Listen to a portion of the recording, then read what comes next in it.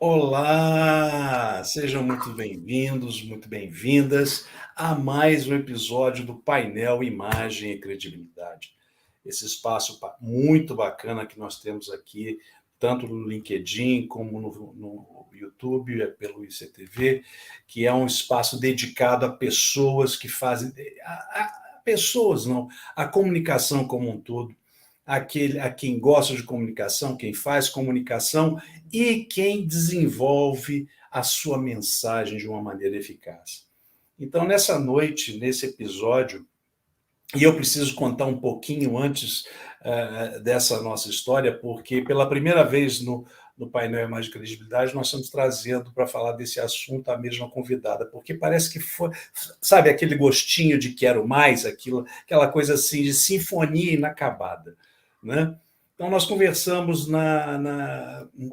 pelo streaming, era gravado também, não tínhamos a possibilidade de participação de todos, num tema muito importante, fundamental na vida de todos, muito conhecido, mas ao mesmo tempo combatido e não tão assumido.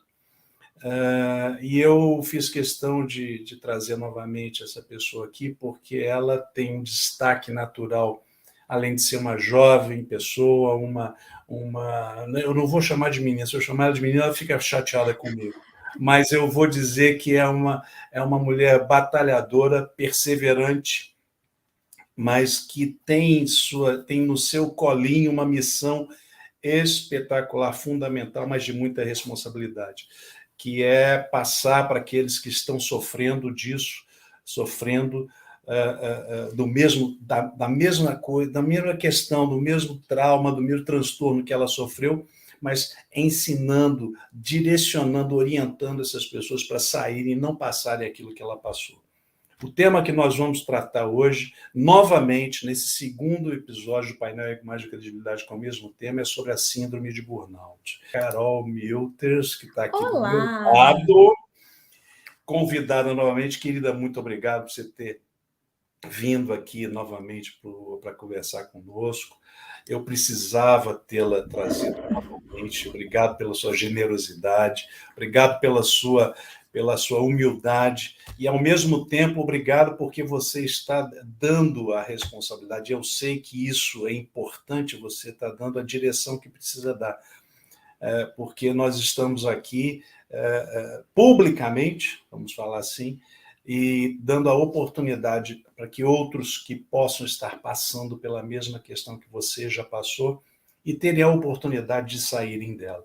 Então, Carolzinha, eu gostaria mais uma vez que você se apresentasse aqui aos nossos amigos, aqueles que estão nos assistindo, tanto pelo meu perfil no LinkedIn, como também através do ICTV, que é o canal do Imagem e Credibilidade no YouTube, pudesse se apresentar a todos e a gente puder, assim, iniciar o nosso tema espetacular. Obrigado por você ter vindo.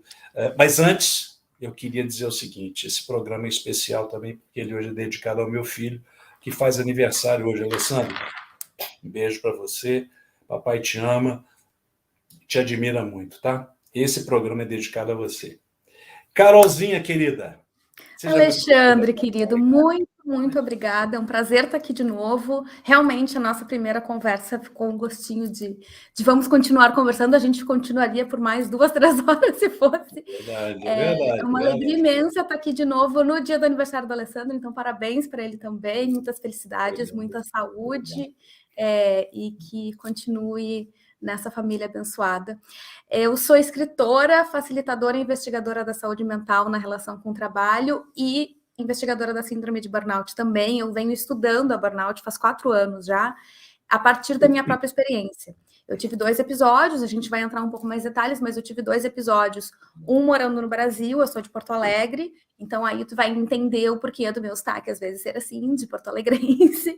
Eu sou de Porto Alegre, tive um episódio no Brasil, trabalhando numa empresa de marketing, numa posição de executiva, e eu me mudei para a Holanda, que é de onde eu estou falando agora, aqui, meia-noite e 5, neste momento aqui na Holanda. Caramba, Estou madrugando, obrigado!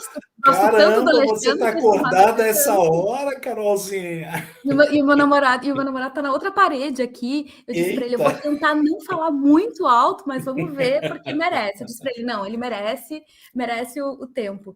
E aí eu me mudei para a Holanda, sem saber que eu tinha tido um burnout, achando que era uma crise existencial, que também faz parte do quadro. Vim para cá, comecei a trabalhar de novo e tive um outro episódio, e aí foi muito pior. E o burnout está no vocabulário mais no dia a dia das pessoas aqui, dos médicos, profissionais de saúde e também das pessoas em geral. Sim, e aqui eu sim. descobri que o que eu tive aqui foi um burnout, que o que eu tive no Brasil foi um burnout. E aí eu percebi o quanto que me faltou informação quando isso aconteceu, o quanto me faltou entender que aquilo não era um problema meu, não era uma falha de caráter, não é que eu era fraca, que eu não conseguia dar conta do recado, que, enfim. E aí, desde então, faz mais ou menos uns 3 anos que eu escrevo sobre, eu publiquei um livro que chama Minhas Páginas Matinais, um livro de crônicas da burnout. Estou com um segundo livro que vai sair, provavelmente em abril do ano que vem. Organizo um grupo de apoio a pessoas que têm burnout, que chama Burnoutados Anônimos. A gente se vê toda a última sexta do mês. Depois de amanhã tem um encontro de novembro. Faz mais de um ano. Faz encontro de 2 horas. Sim, de 2. O encontro de setembro, que foi meu aniversário, foi lindo, Alexandre. Eles fizeram uma surpresa para mim no meu aniversário. Eu chorei, imagina, escreveram mensagens, mandaram mensagens. E a gente ficou 4 horas. Claro que nem todo mundo aguentou. E eu dizia para as pessoas: Caramba! o tempo que precisar, entendeu? E eu organizo a semana de conscientização da burnout, que acontece na semana que vem, de segunda a sexta. Essa é a novidade, né, Carolzinha? Que você Exatamente. está bombando aí, já está nas suas redes sociais, né? Então, eu tenho me dedicado muito a ampliar a conscientização sobre a síndrome, sobre os efeitos, sobre as causas, principalmente sobre as causas sociais e culturais. Né? Eu não sou uma profissional de saúde, eu não sou psicóloga, eu não sou terapeuta, eu não sou médica. Eu falo do que eu consigo estudar, eu falo da onde eu consigo chegar com o meu conhecimento, com o meu estudo. Mas eu acabo tendo mais autoridade para falar a partir da minha própria experiência e a partir da observação que eu faço sobre o quanto que a cultura que a gente tem em torno do trabalho acaba impactando na nossa saúde. Porque é o tal do lance, a gente conversou muito de uma maneira no primeiro episódio, tá lá no streaming do Imagem e Credibilidade, quem quiser acessar pode verificar, inclusive foi, querida Carol, foi uma das maiores audiências que a gente teve no canal. Nossa! E foi muito importante, foi bom, interessante, mas também muito importante para nós, porque com uma característica bastante peculiar. Vieram muitas pessoas, teve muitas visualizações, e a gente sentiu a necessidade de esticar um pouco mais, porque a gente falou muito de conceito, a gente falou muito de sintoma, a gente falou... Né? Passamos um overview sobre as questões mais genéricas, né? Mas no momento em que a gente já ia falar de cura, a gente já ia falar de terapia, a gente já ia falar de processo pós-terapêutico, aí nós tivemos que parar e naquele momento. Aí ficou um gostinho de sinfonia inacabada, e a gente está aqui hoje para provocar você para falar sobre o poder da escrita na tua terapia pós-burnout. Então, eu gostaria que hoje você pudesse nos trazer, e assim, respondendo a pergunta daqueles que estiverem aqui conosco também, dar uma passagem da maneira como você quiser sobre esse processo. E eu quero começar a nossa conversa te perguntando necessariamente assim, depois que você... Vamos falar, dá um pequeno resumo do que aconteceu contigo, talvez no surto mais profundo, aquele que mexeu muito, todos mexeram com você, mas aquele que te levou nas entranhas a ponto de você ter que buscar a resposta através de um processo que você descobriu e vai falar aqui com a gente. Dá um resuminho, e a gente já vai entrar no processo pós-terapêutico. Um ponto importante sobre a minha personalidade, não que isso signifique necessariamente que pessoas que são mais dedicadas, mais, inclusive pessoas que acabam desenvolvendo um certo vício no trabalho. A gente falou sobre o workaholismo lá na outra live, então lá tem bastante informação sobre também. Eu era uma pessoa que me identificava muito de acordo com o trabalho. Que eu era o trabalho, eu tinha dimensão profissional muito mais desenvolvida do que as outras dimensões da minha vida. Mais do que o workaholic, né, Carol? Mais do que o workaholic, vamos falar assim. Muito mais. Né? E obcecada mesmo. Assim. E aí, quando eu vim para a Holanda, eu já tinha passado por um adoecimento e eu vim para cá e eu já tinha. E é interessante esse segundo, porque é uma armadilha que muita gente cai, que é a gente adoece e aí a gente começa a meditar, a fazer, né, terapias, a gente faz as práticas e aí a gente pensa, começa a se sentir melhor e pensa, tá tudo resolvido.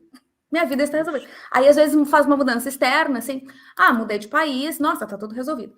E aí eu comecei a trabalhar num lugar que me deu muita vivência traumática.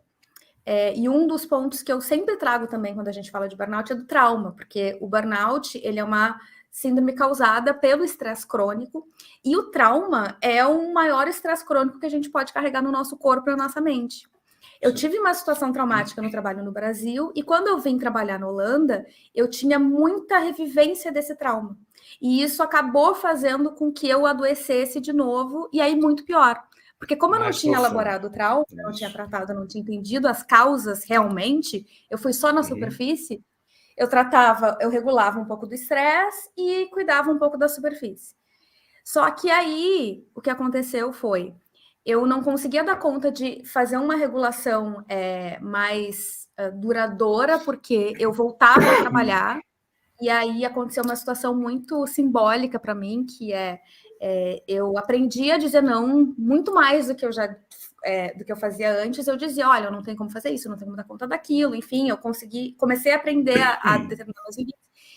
E aí chegou um dia, o meu chefe me disse assim, e eu disse para o meu chefe, ele queria que eu viajasse para a Alemanha para fazer um evento, para participar de um evento. E eu disse, olha, não tem como, assim, eu não tenho braço para fazer isso tudo que tu espera de mim. E aí ele me olhou e disse assim, eu sinto muito, mas tu vai ter que fazer. E aí eu senti o quanto que as relações de trabalho muitas vezes são realmente desequilibradas. Não adianta o quanto a gente disser, olha só, não dá, né? E aí a gente aprende todo lado pessoal, assim, não, eu tenho que dizer não, eu tenho que fazer isso. Do outro lado, a pessoa vai continuar cobrando de ti. Você teve a oportunidade de ter aqueles 2 segundinhos para repensar em virtude do primeiro surto que você teve? Você teve aqueles 2 segundinhos de busca e falar assim, opa... Tive. Só que eu continuei, porque eu fiquei... E aí, em cada momento, e é por isso que terapia é importante, e por isso que muitas vezes tu vai fazer tudo, e não necessariamente tu vai ter conseguido aprender tudo, porque a gente é humano. Tem coisas que só no processo a gente aprende. Então, assim, eu vi de longe os sinais, eu fui vendo, e eu fui indo direitinho pro buraco, porque... eu estava num país diferente, eu estava precisando me provar por várias questões, eu estava numa sensação, sabe, tipo, eu preciso provar para as pessoas aqui que eu sou capaz. Entendi. Então, eu preciso provar para minha família lá no Brasil que eu sou capaz, eu preciso provar para minha família aqui que eu sou capaz. E todas as pessoas acabam tendo esse tipo de correlação, às vezes. E era uma época que eu não entendia, porque, assim, a partir do momento que eu consegui aprender, assim, eu não preciso provar coisa nenhuma para ninguém. Eu aprendi depois. Naquela época, eu ainda achava que eu tinha que provar. E aí, o que aconteceu foi, eu comecei a ter crise de ansiedade, eu tive uma crise de pânico, eu entrei em depressão, eu não conseguia sair de casa, não conseguia sair da cama, eu ficava dias e dias deitada, que assim, eu vinha jantar, eu nem almoçava, meu namorado saía para trabalhar, chegava em casa, fazia janta, fazia comida, limpava a casa, arrumava tudo, e eu era um fantasma pela casa, assim. Não era Walking Dead. Era quase, né? Você estava quase uma zumbi, né? E aí foi quando eu vi assim, não, mas tem alguma coisa errada. E as questões de saúde mental são muito complicadas, porque quando tu quebra uma perna, tu enxerga, tu vê ali, não, tá ali, né? Ela tá assim, tem que ficar assim, ou né? Tem uma ferida aqui que tu enxerga, tá grande, tá pequena, tá amarela, tá. E aí tu não conseguir sair da cama, tu pensa assim, não, mas eu sou fraca. Aí tu começa a ler mensagem motivacional, não, eu tenho que acordar a tal hora, eu tenho que correr, eu tenho que fazer isso, porque isso tá me faltando vontade, eu sou preguiçosa. E eu ficava assim, mas como é que pode? Eu não tenho força, de onde é que veio? E por isso que eu comecei a estudar, por isso que eu comecei a falar sobre isso também, porque eu vi que não era uma questão de fraqueza minha, porque se eu tenho condições, eu vou e faço. Né? E qualquer pessoa tendo as condições, salvo raras exceções, qualquer pessoa tendo condições, tendo um ambiente propício, né? É o famoso a partir de qualquer terreno que seja fértil, tu vai plantar uma semente e a semente brota. E vamos entender que você, guardadas as devidas proporções, óbvio, e a gente tem que entender o contexto também do momento, é muito provável que isso certamente entrou como um condicionante que não estava dentro da significação do surto anterior. E eu falei assim, não, eu passei por aquilo lá, mas agora é uma situação diferente, um país diferente, uma língua diferente, outras pessoas, etc. Eu vou buscar. A gente sempre acha que a gente é Highlander, né, querida? Mas a gente tem duas formas de aprender, ou pelo amor ou pela dor. Né? Quando a gente decide fazer isso, a gente passa por esse processo. Mas você aí disse o seguinte, mesmo tendo passado por isso anteriormente, você decidiu ir. Aconteceu, rolou, etc., passou. A volta, o retorno, como foi que aconteceu? Como é que a coisa foi se desenrolando a partir disso?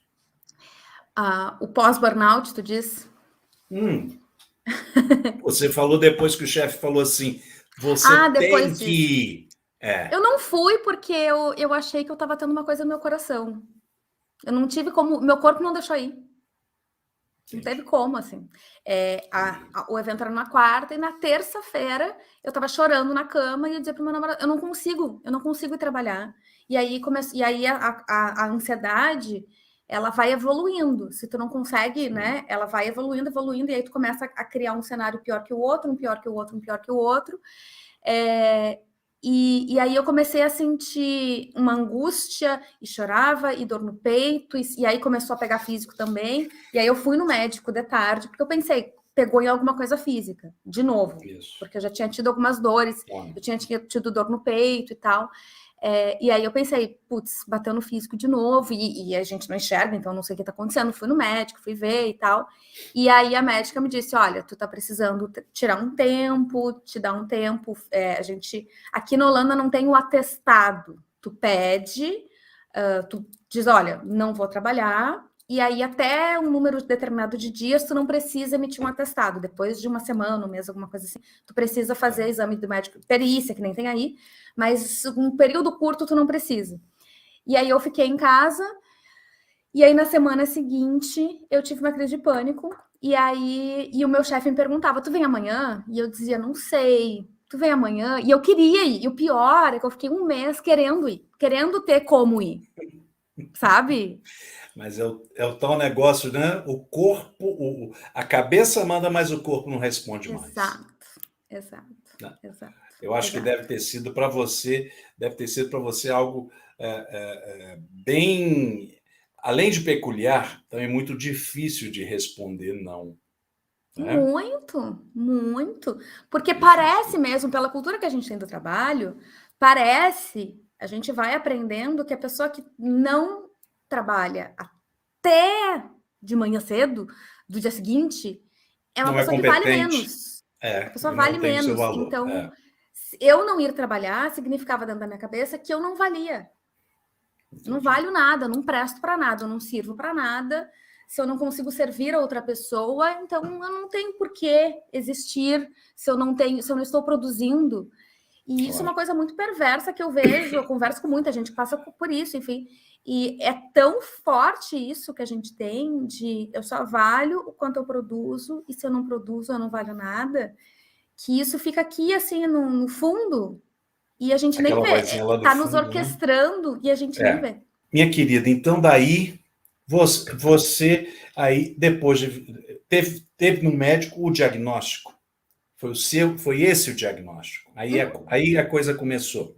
A coisa começou a ir de uma forma um pouquinho mais complexa, né? Aí, essa primeira fase, a gente tem vários estágios, assim, né? E aí, esse estágio da aceitação, de eu aceitar, isso aconteceu comigo, eu colapsei, não vai... E aí, eu procurava artigos, assim, como superar o burnout em 30 dias. Porque eu achei assim, não, em um mês eu volto. Eu não fazia a menor ideia. E aí, eu lia... eu assisti um TED, uma palestra de uma pesquisadora que chama Jerry Puleo. Eu virei amiga dela e semana que vem ela vai participar da semana de conscientização, uma pesquisadora americana, maravilhosa, estuda burnout há mais de 20 anos, a tese de doutorado dela foi sobre o assunto. E ela falou na palestra, que está no YouTube, tem 500 mil de visualizações, e ela diz que leva em torno de 2 anos para recuperar. E eu me lembro que eu assisti por novembro de 2017, eu estava em casa fazia 2 meses.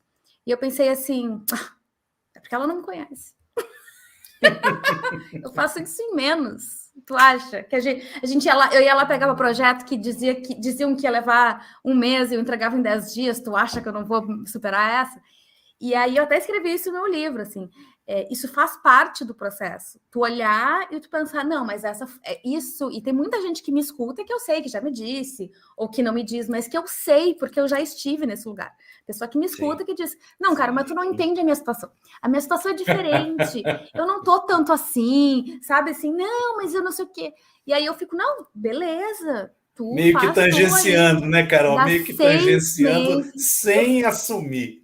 Eu fico assim, dá 6 meses a pessoa vem. Pá, tu nem imagina. E eu, nem imaginava mesmo. Nossa, não imaginava. E eu sempre fico muito chateada, porque eu penso assim, eu queria estar errada. Eu queria que tivesse exceção mesmo. Eu queria que não fosse uma coisa tão evidente. Mas que se teu corpo colapsou, e uma coisa importante da gente nunca esquecer é que o que nos trouxe ao burnout é um estresse de meses, anos, décadas para algumas pessoas. Como é que tu vai curar algo que tu tá trazendo contigo por uma década, às vezes, em 6 meses, em 3 meses, 1 mês? Impossível. E aí a Carol descobriu que estava no meio da burnout, no meio do oceano. O oceano tinha metros e metros de profundidade, e ela sabia, ela só tinha feito aula de natação algumas vezes, né? Só tinha estado no nível básico. De nadar, Alexandre. Pois é. Eu não estou falando nada disso. Se a Marlene, que está nos ouvindo aqui, souber, ela pode dar algum detalhe. Mas eu não falei por querer, óbvio. Eu só estou fazendo uma analogia. De repente, a Carol precisa aprender a nadar no meio do oceano. E aí, como é que foi isso? Como é que você sentiu essa direção? Como é que foi, primeiro, se concentrar para falar assim, eu preciso ir para um lado, eu preciso ir para o norte, eu preciso ir para o sul, para a esquerda, para a direita. E, ao mesmo tempo, descobrir que era nado livre. Não era nem crawl, nem era peixinho, etc. Estou falando livre. Da escrita. Como é que foi que isso aconteceu?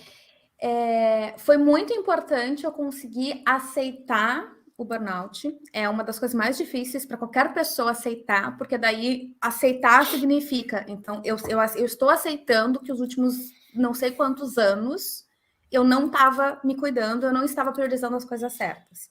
E a gente não gosta de estar errado. E aí significa que a gente estava errado, e aí, né? E muitas vezes significa que o nosso contexto também estava errado. E aí é difícil também, porque às vezes os nossos colegas, os nossos familiares, os nossos melhores amigos são pessoas que estão incentivando isso. E então é muito complicado. E aí, a partir disso, entra num outro estágio que é, então, quem eu sou nesse negócio? E aí é um limbo mesmo, assim, a gente não sabe para onde vai, não sabe para que lado, é bem assim, no meio do oceano, não tem boia, não tem nada. A terapia me ajudou muito, e aí que entrou a escrita. E eu me lembro que eu tive uma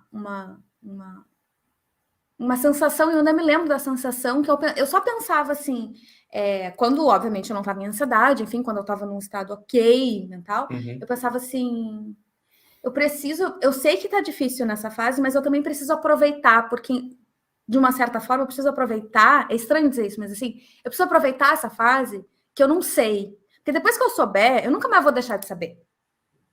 Sim. Então, eu só Sim. não sei agora. Então, agora tudo é possibilidade. Então, eu também entendi, assim, eu posso, sei lá, virar cantora, posso não trabalhar mais, posso vender doce, posso... E eu já sabia, assim, depois que eu entender o que eu vou fazer, vai ser ali linha reta.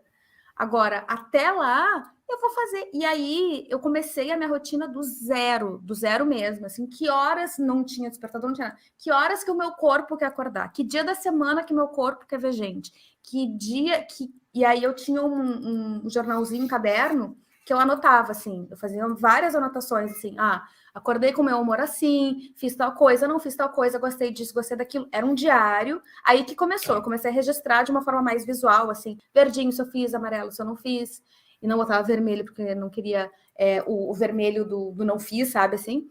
E aí eu colocava como é que estava o meu humor, como é que estava meu nível de energia, como é que tinha sido meu sono, tentava ver algum padrão. E aí eu conheci o exercício das páginas matinais, que é um exercício de escrita, que tu acorda, e foi bem quando eu tava nessa, assim, de eu não tenho nada no meu dia, vamos começar a colocar... E eu tinha uma intuição muito forte, que era uma imagem muito assim, eu preciso fazer a fundação, eu preciso começar da base. Exatamente. Aqui na minha volta tem muito prédio sendo construído, e eles passam meses fazendo a fundação. E a gente não enxerga aquilo.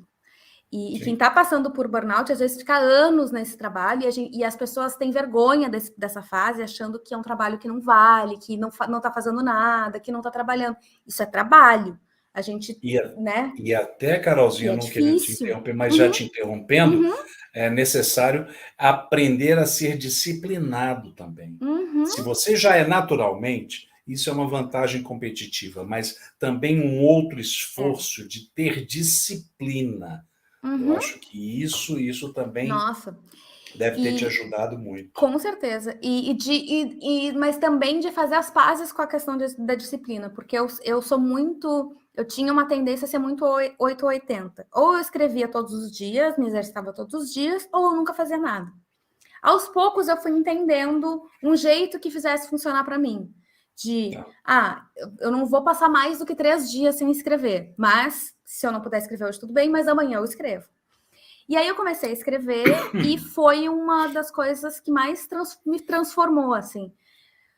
Porque me permitiu um espaço no silêncio, me permitiu um espaço de deixar vir e aceitar o que estivesse passando na minha cabeça. A gente passa pela vida, a gente se censura muito, existe uma autocensura muito forte. Sim. Muita gente tem uma voz interna muito cruel e muito exigente, que modela as piores críticas que a gente já ouviu, guarda lá num potinho e fica jogando dentro da gente todos os dias. Então, fazer um exercício, uma prática diária de essa voz a gente vai deixar lá, depois tu volta. Mas por enquanto tu fica lá que eu não preciso de ti. E sentar e deixar vir é assim, sem palavras. Sem palavras. O que acontece? A gente tem, assim, de uma forma muito basal, assim, a gente tem duas estruturas distintas de funcionamento mental e emocional. Uma delas é uma estrutura super primitiva, que não sabe o que é uma live, não sabe o que é um computador, o que é eletricidade, o que é ferramentas, o que é um polegar opositor, e que é do medo, que é da ordem da emoção, que é muito, muito, muito basal, assim, muito, muito básica, muito primitiva. Sim. Tem uma outra parte, que é uma parte que desenvolveu, né? Nós, Homo sapiens, desenvolvemos, que é uma parte mais imaginativa, criativa, lógica, racional. Sim. O que acontece quando a gente está sob estresse, a gente tem mais atividade nessa área mais primitiva do medo, do alerta, e menos atividade nessa área mais racional e imaginativa. Conforme a gente vai fazendo práticas de relaxamento e se sentindo em segurança nos lugares, em segurança, não insegurança, em segurança, a gente reduz a atividade nessa área do alerta e aumenta a atividade nessa área da lógica, do raciocínio, da criatividade. A meditação faz isso, yoga faz isso, exercício físico faz isso. Cada pessoa tem uma série de atividades, hobbies fazem isso.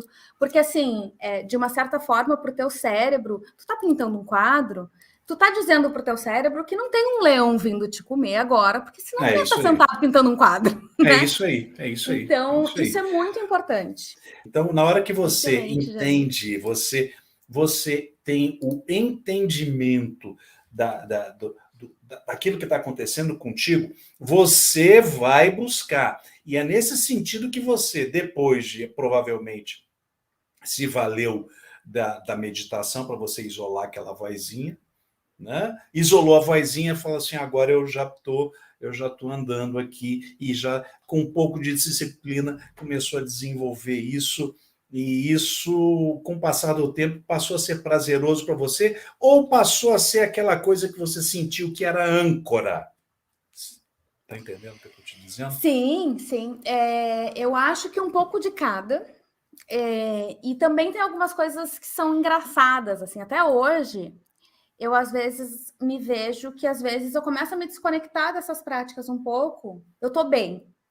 Aí, eu começo a meditar menos, eu escrevo menos. Aí, eu vou ficando um pouquinho mais angustiada e tal. Aí, eu vou lá e medito. Aí, eu medito e eu penso assim, eu não acredito que eu falo sobre isso, promovo isso. E é muito importante que eu fale isso, porque eu sou um ser humano. E aí, eu penso assim, como é que pode que a gente só deixa para fazer o que faz bem quando precisa? E não é, né? A gente merece fazer o que nos faz bem. Porque faz bem, porque sim, e ponto, né? Então, e uma outra coisa é olhar para essa voz interna. Tem um livro de um terapeuta que chama Ralph de la Rosa, que ele fala, o nome do livro é o Macaco é um Mensageiro, The Monkey is the Messenger, porque no inglês, muita gente fala na psicologia, no mindfulness, fala que essa voz interna, que é uma voz mais primitiva, é a monkey brain, como se fosse o cérebro primitivo mesmo, o cérebro primata, praticamente. E aí esse livro, ele explica por que, às vezes, algumas abordagens vão querer silenciar essa voz e censurar. E isso não é bom também. Que muitas vezes ela tá ali para dizer alguma coisa. Só que é uma questão de não deixar ela gritar. E aí, à medida que eu fui entendendo... Pode falar. À medida que eu fui entendendo... E quando eu tenho um medo, quando eu tenho uma angústia, eu simplesmente paro e penso assim, tem uma parte minha querendo que eu sobreviva. Me sabotar. Não, eu não penso mais isso. E aí entra o conceito da autocompaixão, que eu acho muito poderoso. Deixa eu te mostrar aqui o que a Giovana colocou aqui. Tema aí super conectado com o tema dos sabotadores internos que eu estudo. Tem a mesma base científica sobre silenciar essas vozes sabotadoras que nos atormentam por vezes. A Lilian disse, com certeza. E eu acho que é muito, muito... se a gente dá atenção para isso, a gente consegue perceber quem são os nossos inimigos, né? Exato. Bom, não querendo te interromper, mas já te interrompendo também, o Rodrigo, nosso Rodrigo Agera, ele diz assim, olha, eu faço corrida de rua, maratona e ciclismo de estrada. Nessas horas esqueço todos os problemas, é uma terapia, apesar de sofrer e fazer força. Né? Mas você disse que a questão dos sabotadores, isso já, de alguma maneira, você já não... já consegue eliminar, né? Já consegue colocar de lado. Mas aí segue. Escrevendo. É entender que se tá falando, deixa falar. Eu, por exemplo, eu tinha muito medo de andar de bicicleta. E aí eu vim morar no país das bicicletas, na Holanda. Me dei muito mal. Eu precisei fazer uma terapia. Existe uma terapia focada em trauma que chama EMDR. E eu tenho conteúdo sobre isso no meu perfil, enfim, porque eu fiz e me ajudou muito.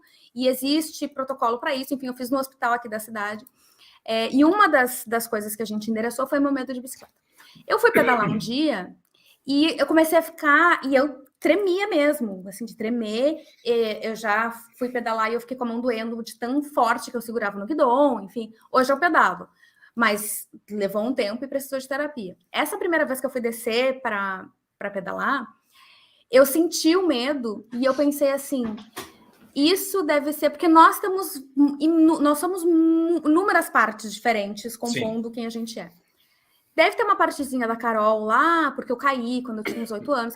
Deve ter uma partezinha da Carol lá de 8 anos que tá muito apavorada, com muito medo. E aí eu conversei com ela, fiquei, Carol, isso é uma realidade diferente. Tu não tá enxergando porque é uma outra realidade. Essa é uma realidade diferente, eu não estou sozinha, tem uma outra pessoa. Se eu cair, eu me recupero. E aí eu fui conversando e passou o medo. Eu saí, peguei pela porta e saí pedalando, sabe? Então, e a escrita foi uma coisa que me permitiu chegar, porque uma coisa que acontece muito as emoções, elas têm um começo, um ápice e um fim. Só que nessa sina que a gente tem de eu não quero sofrer, eu não quero ficar triste, não quero ficar chateado, eu só quero rir, eu só quero ficar feliz, eu só quero coisa boa, a gente bloqueia a emoção, fica com medo de sentir a emoção e não sente ela. Quando a gente poderia simplesmente, eu tô com medo de alguma coisa, deixa o medo vir. Ele vai passar. Olha, isso que você está falando aqui é um baita de um remédio para a Lilian, que está falando aqui, olha, quantas vezes essa vozinha me travou e me deixou angustiada e ansiosa. Provavelmente travada, né, Carol? Provavelmente com certeza. travada. E é um processo, assim, não é uma coisa que, hoje eu vou decidir que eu não vou mais ouvir essa voz e amanhã. Não, é um processo, vai ter dia que ela vai ganhar. Claro. Mas, à medida que tu vai aprendendo, tu vai vendo que o tempo que ela te trava vai sendo menor, o impacto dessa voz em ti é menor, e muitas vezes ela tem alguma coisa útil para dizer, porque às vezes eu me preocupo também dessa coisa da gente estimular que a gente seja super, hiper confiante de que a gente pode tudo, porque a gente não pode tudo, né? É importante que a gente tenha um certo... É importante que a gente tenha uma certa medida. E assim, eu consegui colocar no papel as coisas. A escrita, ela tem várias funções. Uma delas é justamente reduzir o estresse, porque se tu está escrevendo, tu está engajando com uma área de linguagem, que é uma área que tem mais a ver com essa parte mais desenvolvida. Tu está colocando as tuas coisas para fora, tu está te permitindo viver as emoções dentro de um contexto seguro. E, principalmente, tu está documentando aquilo. Terapia é ótimo, indispensável. Só que depois que tu sai da terapia, tu nunca sabe mais o que tu falou. É isso aí. E tem uma outra coisa que é importante demais da conta, que a neurociência fala isso para nós. Quando você trabalha a atenção seletiva, ou seja, você dá foco. Por isso que isso no mundo corporativo, isso é às vezes muito banalizado, etc., muito falado, mas pouco praticado no sentido mais literal e inteligente da palavra. Porque isso é natural nosso, Carol. Quando você bota um foco, e você colocou o foco provavelmente na escrita, eu coloquei isso no post, para falar das mulheres judias, que passaram nos campos de concentração, aquela coisa toda, e se utilizaram, se valeram da escrita para transmitir, além de dar a carga emocional e transferir delas para algo que era tangível, né? Algo que era tangível, usando um instrumento simples, né? Elas se aliviaram e foram reduzindo o peso dessa ansiedade, reduzindo o problema todo, e isso provavelmente aconteceu com você. De repente você estava jogando tudo ali, e era você, né? Era você que estava ali, era você que estava se retratando. E aí? Como é que foi olhar para essa Carol aí que você estava escrevendo? Você olhar de fora, meio que, né? Eu tenho uma fora coisa, do corpo. É muito engraçado que a Carol que escreve é muito mais sábia do que a Carol que está no dia a dia, assim. Às vezes eu estou escrevendo e eu sinto que eu estou me impondo na escrita, e aí eu tenho uns truquezinhos que eu faço às vezes para, sabe? Então, eu já escrevi sem brilho. Eu prefiro digitar do que escrever à mão. O meu cérebro é muito rápido. Eu não consigo, a minha mão não dá conta do sabe assim? Eu estou terminando a primeira palavra e o meu cérebro chegou no terceiro parágrafo. Então, na digitação, eu fluo mais.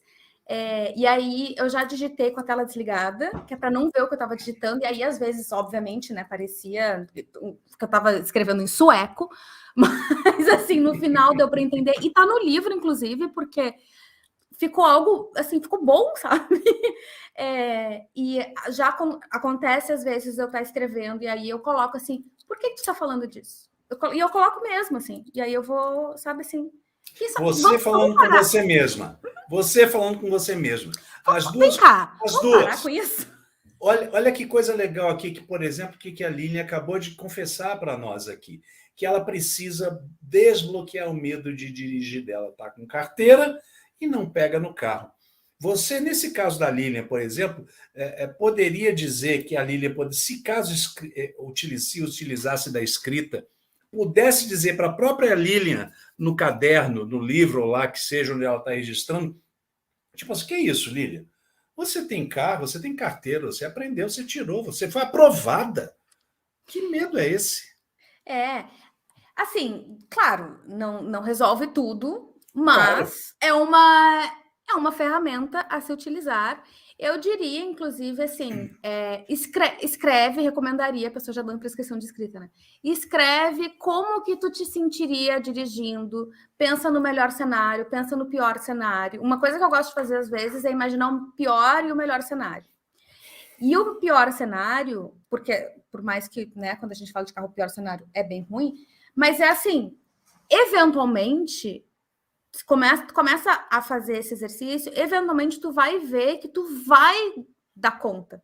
Tu vai resolver de algum jeito, né? Claro que a gente não quer ir atrás do pior cenário, mas a gente precisa entender, porque às vezes o medo vem justamente, eu não consigo nem imaginar o que pode acontecer, né? Sim. Porque eu fico paralisada de imaginar. Se tu pensar, olha, isso aqui é o pior que pode acontecer, mas se acontecer isso, eu tenho isso, isso, isso, e aqui é o melhor, aconteceu isso, isso, isso, e no meio é onde eu tô.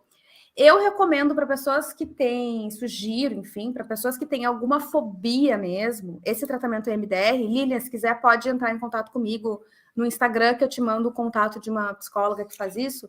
@ Carol Milters. Isso, me manda uma DM Carol Milters. no Instagram, me acha no LinkedIn. Carol Milters em tudo quanto é lugar. Tu consegue me achar facinho. Porque essa terapia, ela tem uma eficácia bem interessante para pessoas que têm aqui, fobia. Ela falando aqui. E aí a escrita, dentro da escrita, para essa situação, por exemplo, tem várias possibilidades que tu pode pensar, assim, escrever uma carta para ti mesma quando tu conseguir dirigir, conversar com a Lilian que não consegue dirigir, começar assim, tá, mas qual é que é a tua? Por quê? O que eu ganho não dirigindo? Por que medo que tem isso? Que experiência que tu teve? E aí fazer um cheque de realidade, assim, mas será que faz sentido mesmo? Qual o risco que eu realmente estou correndo, né? E então tem várias coisas. Coloca uma musiquinha. Eu gosto de fazer meio que um ritualzinho da escrita. Às vezes eu saio escrevendo assim por inspiração, mas quando eu vou sentar para escrever, eu tenho playlist para escrever, que é sempre instrumental. Se tem letras, se tem alguém falando em volta, eu já não consigo mais. Eu gosto de ouvir burburinho de café, de biblioteca, sabe, assim, esse burburinho. Assim. Burburinho mesmo, né, Carol? Burburinho, que eu não saber. Não então, eu não sei o que a pessoa está falando, mas eu sei que tem gente pensando em volta. Às vezes, tem até no Spotify, tem vários desses sons, e tu pode colocar para ouvir. Eu acendo uma velhinha, coloco um chazinho, uma aguinha e tal, e deixo ir. O exercício que a Julia Cameron, que foi que criou esse conceito das páginas matinais, ela fala em 3 páginas, em escrever 3 páginas. Eu já sou mais relax. Se der 3 páginas, maravilha, mas às vezes a pessoa ela fica com tanto medo de, eu não vou escrever 3 páginas, que ela não escreve nenhuma. Então, o que eu faço, eu coloco um timer de 15 minutos. 15 minutos cabe, e se for difícil, 15, põe 5. Porque daí, se tu colocar 5, quando chegar no 5, tu vai estar tão aqui, ó, que tu vai continuar escrevendo. Eu quero te perguntar uma coisa. Eu quero, não quero dramatizar, mas eu quero chegar no ponto que foi tipo assim, aonde foi, em que horas que você percebeu que a escrita salvou tua vida? Vamos falar assim. Eu acho que quando eu lancei o meu livro. porque daí eu entendi que dava para fazer que aquilo que eu não entendia o porquê que eu estava fazendo e que eu não entendia para onde que ia aquilo, eu não escrevi para publicar num livro, né? Esse, eu vou mostrar a página, a capa aqui para vocês.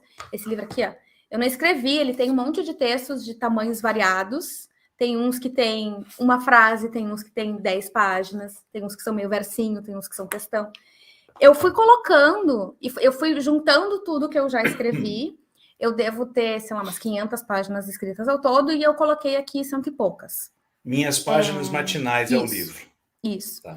Então, obviamente, que tem muita coisa que eu jamais vou publicar, porque também é preciso que a gente tenha, assim como quando tu vai na terapia, uma das vantagens é o sigilo, tu conseguir te abrir, porque tu sabe que aquela pessoa não vai sair falando para todo mundo, tu ter um ambiente seguro que não vai sair no Facebook tudo que tu colocou. Se tu quiser, tu compartilha, se tu não quiser, é teu.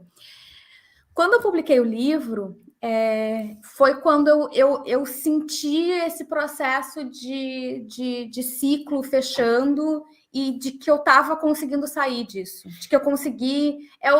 Tem o processo do luto, né, as fases do luto, que é negação, raiva, depressão, barganha, e a última é sentido. Aí tem aceitação, e aí a pessoa que criou esse conceito das fases do luto era um especialista em luto e uma psiquiatra. A psiquiatra faleceu, e aí depois que ela faleceu, ele criou um último estágio, que é o sentido. Uhum. Depois da aceitação vem o sentido, que é o que eu consigo fazer com isso que aconteceu comigo. E aí, quando eu publiquei o livro, eu entendi, eu consegui fazer alguma coisa com o que aconteceu comigo. E aí as pessoas me mandam mensagem, até hoje, assim, dizendo que se identificam, que se leem me lendo, que é uma coisa que eu jamais imaginei, que eu fiquei pensando assim, a pessoa de 30 e poucos anos, morando na Holanda, lá de Esteio, que é que vai se identificar comigo, entendeu? Mas aí eu pensei, e eu escrevi na introdução do livro isso, assim, o meu papel não é julgar se alguém quer ler o que eu tenho para escrever. Esse não é o meu papel. Meu papel não é julgar se alguém está aqui para me ouvir. O meu papel é falar e escrever. E a gente dividir esses papéis e dizer, olha, quando eu estou escrevendo, teu papel quando está escrevendo não é editar, não é corrigir, não é fazer algo, não é escrever algo brilhante, é escrever. Depois é que nem um escultor que pega uma massa bruta e vai esculpindo. Ele não começa da escultura pronta, não existe. Sim. Tem que ter né? Primeiro a gente tem o caos e depois a gente tem a ordem. E aí, para isso, a gente precisa dividir bem o que eu tenho, até onde eu consigo ir, e daqui em diante a gente libera e vê o que acontece. Quem precisa te achar, Carol, como é que faz hoje? Fala um pouquinho desse movimento que você está falando aí sobre escrita, que você está... Essa semana você está fazendo esse hall de palestrantes aí. Fala um pouquinho disso. Então, para me encontrar, é só colocar Carol Milters em qualquer lugar. Uhum. Eu tenho site, eu tenho Instagram. Eu estou mais presente no Instagram, mas também não estou tão presente. Estou começando a investir mais no meu site para que as pessoas não precisem ficar no aplicativo, porque a gente já sabe que ele causa ansiedade, então não faz muito sentido eu falar de ansiedade e manter as pessoas lá. Tem no meu site lá, carolmilters.com. Eu tenho um canal aqui no YouTube também, Carol Milters. LinkedIn eu também tenho perfil. Onde for mais cômodo para ti, eu vou sempre replicando os meus conteúdos. Na semana que vem, a gente tem a segunda edição da Semana Mundial de Conscientização da Burnout, que é um dos meus filhos não humanos. Ano passado, eu escrevi o livro, eu comecei a organizar os Burnoutados Anônimos e eu produzi Olha aí, mamãe querida, aqui, ó, minha mãe. Te amo, aqui, mãezinha. E eu produzi a primeira edição da Semana de Conscientização da Burnout. Porque tem conscientização de tanta coisa, tem o Janeiro Branco, enfim. E aí eu fui procurar assim, mas não existe isso. E aí pensei, não existe, vou fazer. Chamei algumas pessoas que eu conhecia ano passado, teve mais de 300 inscritos.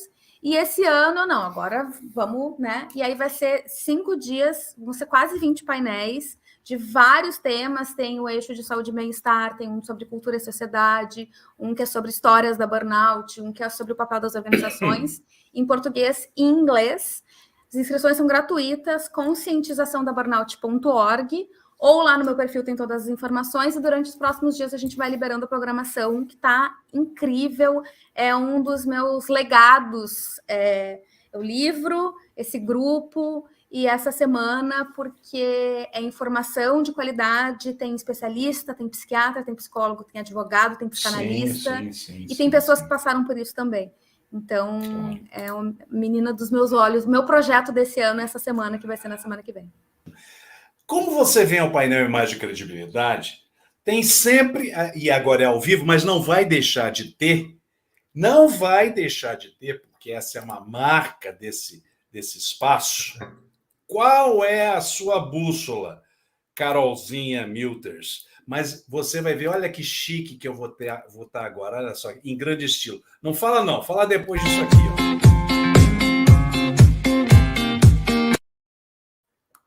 Viu? Que chique, hein? Muito chique, tava até Qual a sua bússola, Carolzinha? A minha bússola são os meus valores. E os meus valores têm a ver com humor, gratidão, tem a ver com criatividade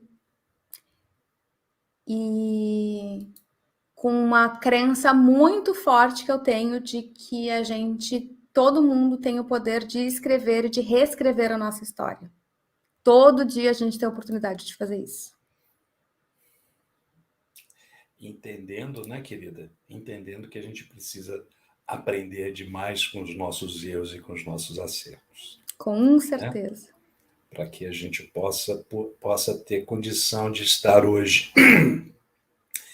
num pedacinho da Holanda, sentadinho na frente de um notebook, falando assim, olha, eu consegui, eu estou aqui, se eu passei, você também pode passar. Né? Mesmo errando lá atrás, uma série de questões, eu entrego esse erro que eu tive lá atrás, com o acerto que eu tive aqui na frente, com aquilo que me salvou e que me tirou, para que todos possam aprender e que não entrem no mesmo caminho que eu entrei um dia. Carolzinha, obrigado por você ter vindo. Obrigado, tá? De coração, mais uma vez, não precisa ficar preocupada daquilo que aconteceu uns dias atrás, não tem problema nenhum, estamos em casa, tá fácil. Obrigado por você ter atendido o meu convite. Eu tenho certeza que todos que estão aqui com a gente, a Lília, a Giovana, a Marlene, querida, a Aline, a Jane, a Rosane, a Giovana, o João Casarri, todos que estão aqui, o Kaique, todos que estão aqui conseguiram captar, a Rita também, que está aqui, ó. Rita! Isso, um beijo, Rita. Tem algumas pessoas conhecidas aí que eu mando beijos. Isso é muito bom, Pessoas que te acompanham e nos acompanham e entendem que a gente está trazendo algo que vai ser, certamente é bom para eles, certamente é bom para nós e certamente vai ser bom para quem quiser aplicar isso.